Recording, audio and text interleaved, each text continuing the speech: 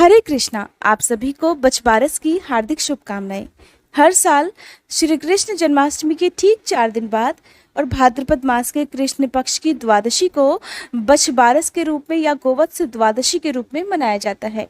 और इस दिन अपने पुत्र की रक्षा के लिए, अपने पुत्र के सुखद जीवन के लिए ये व्रत रखा जाता है। इसे निसंतान स्त्रियां भी पुत्र प्राप्ति की कामना से रख सकती हैं। इस दिन पूरे विधि विधान से गाय के साथ बछड़े की पूजा करने की परंपरा है। मान्यता है कि सभी देवी देवताओं का गौ माता में वास होता है और गाय और बछड़े की एक साथ पूजा करने से भगवान श्री कृष्ण बहुत प्रसन्न होते हैं, क्योंकि भगवान श्री कृष्ण को गौ माता से विशेष प्रेम था। हमारे सनातन धर्म में गौ माता को बहुत ही पवित्र माना जाता है। ऐसा मानना है कि आज के दिन सिर्फ गौ माता के दर्शन मात्र से ही बड़े बड़े दान और यज्ञों का पुण्य प्राप्त हो जाता है। कहते हैं कि आज के दिन जो भी लोग सच्चे मन से गोवत्स द्वादशी की पूजा करते हैं, गौ माता की और बछड़े की पूजा करते हैं, उन्हें हर प्रकार की मनोकामना पूर्ति का आशीर्वाद प्राप्त हो जाता है। अब सुनिए बछबारस यानी कि गोवत्स द्वादशी की कथा। पौराणिक कथा के अनुसार एक बार एक गांव में भीषण अकाल पड़ा। वहां के साहूकार ने गांव में एक बड़ा तालाब बनवाया, परंतु उसमें पानी नहीं आया।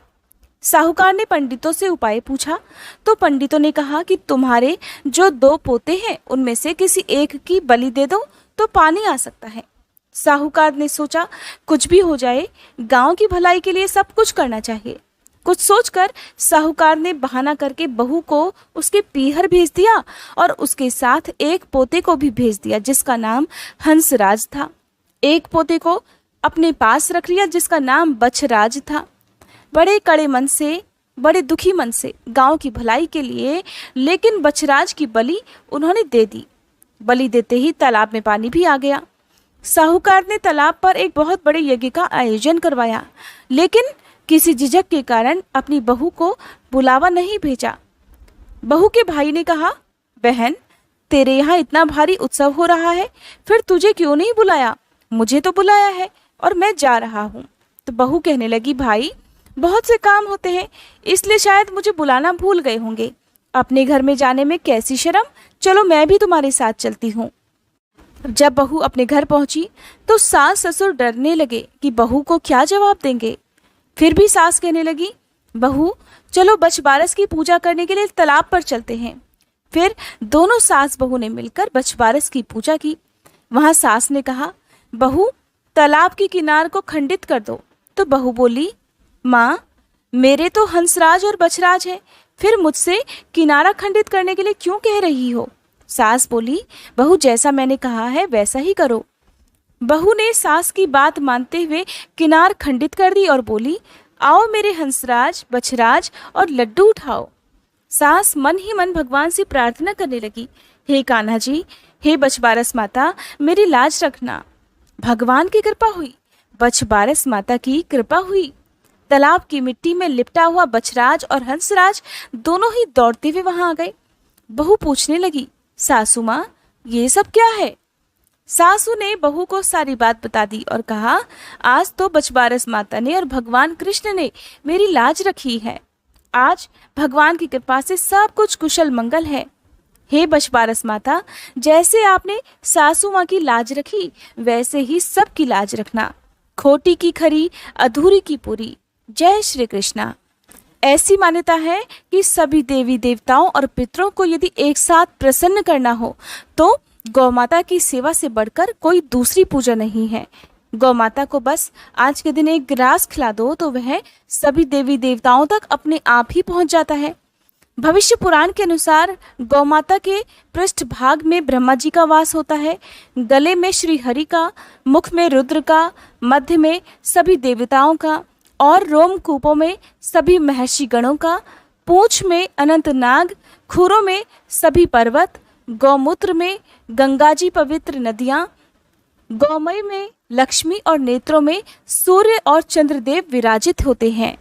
ये थी गोवत्स द्वादशी की कथा। अब जानिए पूजा विधि के बारे में। जो लोग उपवास नहीं रख सकते उन्हें भी आज के दिन गौ माता के साथ बछड़े की पूजा करके व्रत की कथा अवश्य ही पढ़नी और सुननी चाहिए। आज के इस वीडियो में आप गोवत्स द्वादशी की यानी कि बछबारस की कथा सुनेंगे, जो कि भगवान कृष्ण से संबंधित है। इस दिन व्रत रखने वाली महिलाएं या केवल पूजा पाठ करने वाली महिलाएं सुबह जल्दी स्नान करके साफ स्वच्छ वस्त्र धारण करती हैं। इसके बाद गाय के साथ बछड़े को भी स्नान कराया जाता है और उन्हें नए वस्त्र अर्पित किए जाते हैं। नए वस्त्र के रूप में आप उनके ऊपर धूप ना लगे या उन्हें सर्दी ना लगे, इस तरह का कोई भी चादर वगैरह नया रंगीन आप उन्हें उड़ा सकते हैं। गाय और बछड़े को आज के दिन फूलों की माला पहनाई जाती है। दोनों के माथे पर चंदन का तिलक लगाया जाता है, रोली कुमकुम लगाई जाती है और गौमाता के सींगों पर घी लगाकर गौमाता के सींगों को फूलों से सजाया जाता है। धूप दीपक जलाकर गौमाता की और बछड़े की आरती की जाती है। आज के दिन गौमाता के खुरों के नीचे से जो मिट्टी होती है उसे अपने माथे पर तिलक के रूप में लगाना बहुत ही शुभ फलदायी माना जाता है।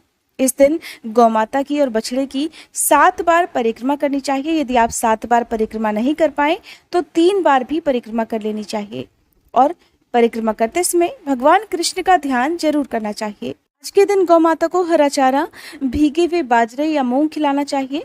साथ ही घी का दीपक जलाना चाहिए। गौमाता के आसपास या गौशाला में आप घी का दीपक यदि गोधूली बेला में जलाते हैं तो उसका पुण्य अधिक प्राप्त होता है। इस दिन व्रत रखने वाली महिलाओं को गाय का दूध, गेहूं, चावल या फिर दही नहीं खाना चाहिए। बाजरे की ठंडी रोटी आज के दिन खाई जाती है। अगर जरूरी हो तो गाय की जगह पर भैंस के दूध का आज के दिन इस्तेमाल किया जाता है।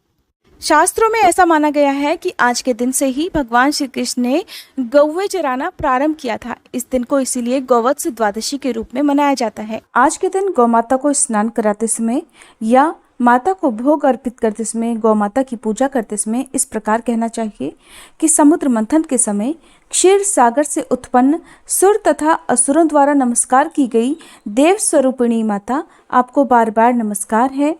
मेरे द्वारा किए गए इस अर्घ्य को आप स्वीकार कीजिए। हे सुरभि, हे जगन्माते, हे श्री विष्णु के चरणों में स्थित देवी, हे सर्वदेवमयी माता, आप मेरे द्वारा दिए गए इस अन्न को ग्रहण करें। सभी देवताओं द्वारा अलंकृत माता नंदिनी, आप मेरी मनोकामना पूर्ण करें। सबसे अंत में आपको गौ माता की आरती भी करनी चाहिए। आरती इस प्रकार है। ओम जय जय गौ माता, मैया जय जय गौ माता। जो कोई तुमको ध्याता, जो कोई तुमको ध्याता, त्रिभुवन सुख पाता। ओम जय जय गौ माता।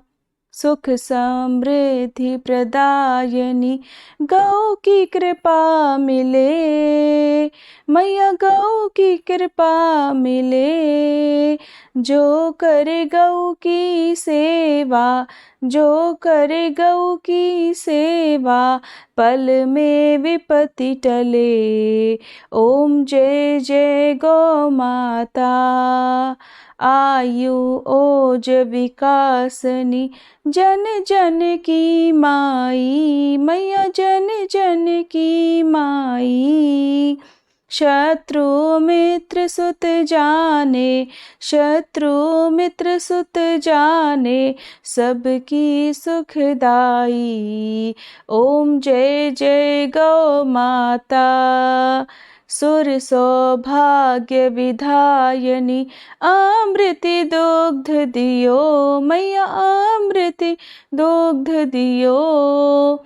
अखिल विश्व नर नारी, अखिल विश्व नर नारी, शिव अभिषेक कियो। ओम जय जय गौ माता। ममता मई मन भावनी तुम ही जग माता, मैया तुम ही जग माता। जग की पालनहारी, जग की पालनहारी, कामधेनु माता। ओम जय जय गौ माता। संकट रोग विनाशनी सुर महिमा गाई, मैया सुर महिमा गाई। गौशाला की सेवा, गौशाला की सेवा, संतन मन भाई। ओम जय जय गौ माता। माँ गौ की रक्षा हित हरि अवतार लियो, मैया हरि अवतार लियो। गौपालक गोपाला, गौपालक गोपाला, शुभ संदेश दियो। ओम जय जय गौ माता। श्री गौ माता की आरती जो कोई सुत गावे, मैया प्रेम सहित गावे। पद्म कहत वे तरणी, पद्म कहत वे तरणी, भव से तर जावे। ओम जय जय गौ माता।